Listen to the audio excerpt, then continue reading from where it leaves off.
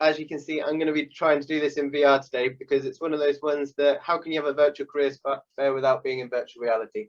So it might give you an idea about some of the work that I do that keeps me entertained as a social entrepreneur. So I'm Jamie Brett. I'm a social entrepreneur, and I set up my first business the week before the pandemic struck, which is the best time to go and set up your own business, as you can imagine, particularly for what I was doing at the time in training. It was a difficult few first months, I can tell you. So I operate 3 businesses now, 2 of them set up in the last couple of months and one that I've had for the last 18 months. So Cerebration was where I started off.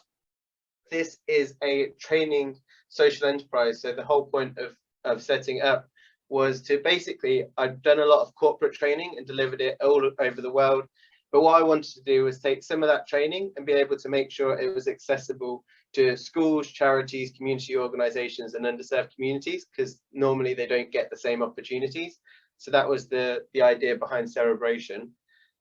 But more recently, I set up MetaHub, which is a metaverse architecture organization. So what we do is we develop virtual reality events and basically things like conferences and ways to be able to connect people in a virtual space to be able to make sure that there's still things that are accessible and being done in a different way. And then finally, my other organization is mental health training, and that delivers youth mental health first aid. So that's a training course that we give to people who work with young people to be able to support young people's mental health. So a little bit about my journey here. Actually, when I was about your age, so in year 10 and 11, I was very ill. So that was my picture up there in a school play, I think it was. And I was really ill. I used to have seizures while I slept, sometimes up to 3 times a night, 3 times a week. So it really hit me from an education perspective. It was really difficult being in school. I was losing my memory a lot of the time because every time I had a seizure, I'd forget what was going on. So it made studying really difficult, made education really difficult. And I left school with pretty much nothing to my name. So I ended up working at the local cinema, and I was lucky that when I was 18 that my seizures subsided and they weren't something that was affecting me anymore. But I had left school with no real qualifications.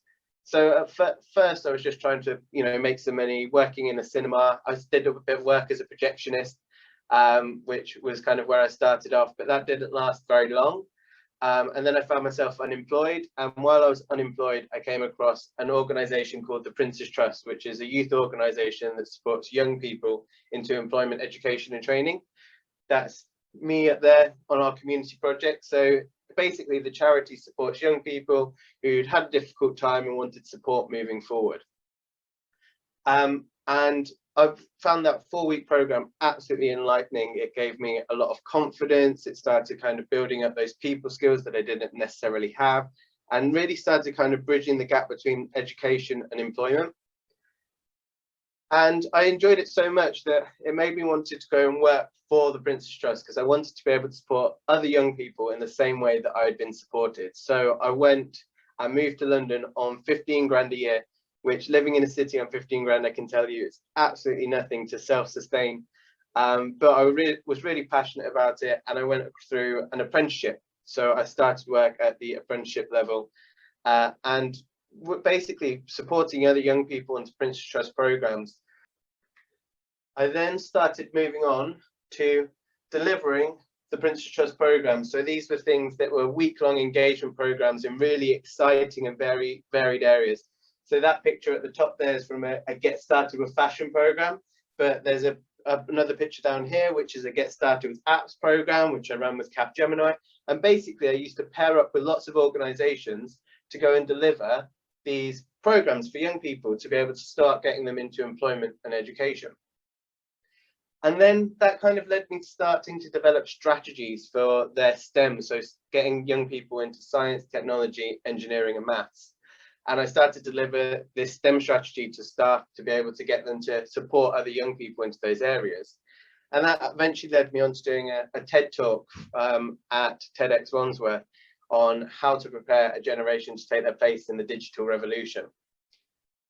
So I spent 6 years at the Prince's Trust before moving to an organisation called Open Society Foundations, where I worked as a global talent development manager, where I managed literally New York to Singapore when it came to all of the staff that were coming through the organisation. So that's a picture of me in New York with my team.